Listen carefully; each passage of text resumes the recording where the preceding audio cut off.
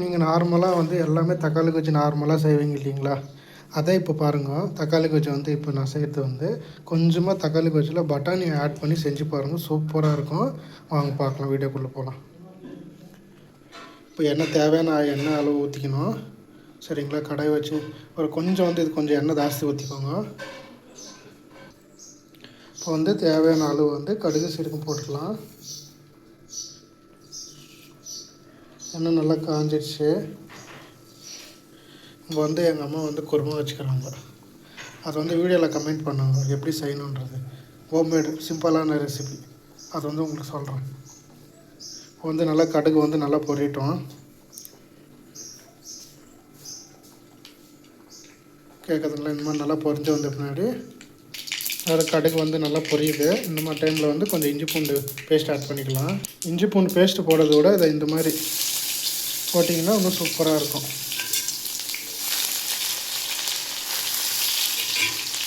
இது கூட கொஞ்சம் கறிவேப்பிலை கண்ணுக்கு நல்லது. நிறைய பேர் சாப்பிட்றதில்ல, சாப்பிடுவோம். நானும் ரொம்ப நாள் சாப்பிடாம தான் இருந்தேன். ஒரு டைமில் சாப்பிட்ணுன்ற டைமில் சாப்பிட்ணும்.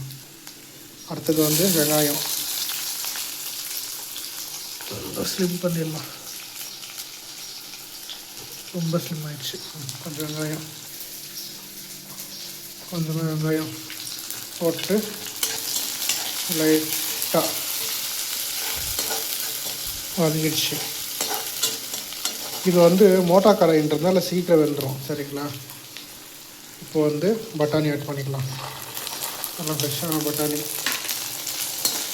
ஆட் பண்ணிக்கின்னு இது ரொம்ப நேரம் வேகணுன்றது அவசியம் இல்லை. சும்மா ஒரு 2 நிமிஷம் இருந்தாலே போதும். இப்போ நீங்கள் தக்காளி போட்டு வேக வச்சிங்கனாவே தானே போல் வெந்துடும். இந்த மாதிரி ஒரு டைம் ட்ரை பண்ணி பாருங்கள், சூப்பராக இருக்கும்.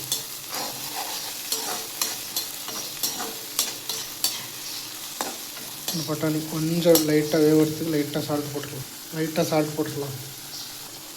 லைட்டாக சால்ட்டு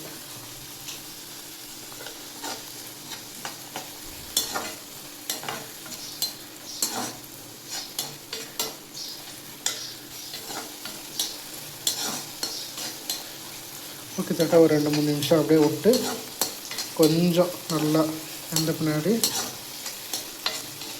ரொம்ப நேரம் வேக வைக்கணுன்றது அவசியம் இல்லை.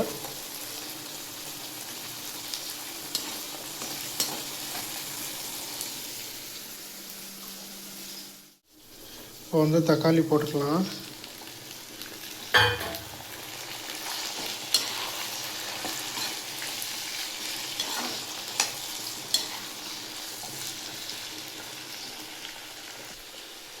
தக்காளி போட்ட பின்னாடி புதினா கொத்தமல்லி கொஞ்சம். இப்போ வந்துட்டு மசாலா வந்து இதுக்கு ஒன்றும் ஜாஸ்தி ஒன்றும் போடுறதில்ல. வெறும் ஜஸ்ட்டு சாம்பார் பொடி போட்டு செய்கிறது அவ்வளோதான். வீட்டில் நீங்கள் அரைச்சிருப்பீங்க இல்லையா சாம்பார் தூள், அது போட்டு செஞ்சாலே போதும், சூப்பராக இருக்கும். தேவையான அளவு உப்பு போட்டாச்சு. வந்து சாம்பார் பொடி போட்டால் முடிட்டு ஒரு 10 நிமிஷம் விட்டு எடுத்தால் அவ்வளோதான். பச்சை பட்டாணி போட்டு செஞ்சு பாருங்கள், சூப்பராக இருக்கும். இது வந்து சாப்பாட்டுக்கும் நல்லாயிருக்கும், சப்பாத்திக்கும் இன்னும் சூப்பராக இருக்கும். கொஞ்சமாக மஞ்சாத்தூள் போட்டு வீட்டில் அரைச்ச சாம்பார் தூள், இது 2 ஸ்பூனு. எவ்வளோ வேணுமோ அவ்வளோ போட்டுக்கோங்க. நான் கொஞ்சம் ஜாஸ்தியாக தான் போடுறேன்.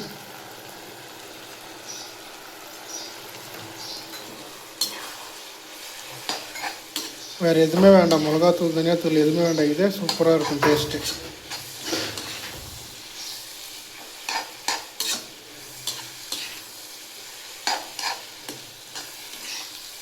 ஒயிட் ரைஸுக்கு சப்பாத்திக்கெல்லாம் சூப்பராக இருக்கும்.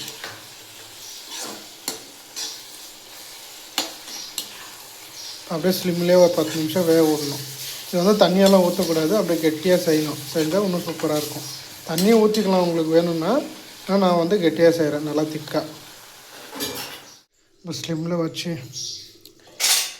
நல்லா கொச்சிருக்குது. வைக்கிற தண்ணியை பாரு நல்லா விட்டுக்கிச்சு. ஸ்லிம்மில் ஜோராக வச்சா கெட்டியாகிடும், ஸ்லிம்மில் வச்சா லைட்டாக இந்த மாதிரி வரும். அவ்வளோதான், இப்போ ரெடி ஆகிடுச்சு, முடிஞ்சிச்சு. ட்ரை பண்ணிவிட்டு கமெண்ட்டில் சொல்லுங்கள். சப்பாத்திக்கு ஒயிட் ரைஸுக்கு எல்லாம் சூப்பராக இருக்கும்.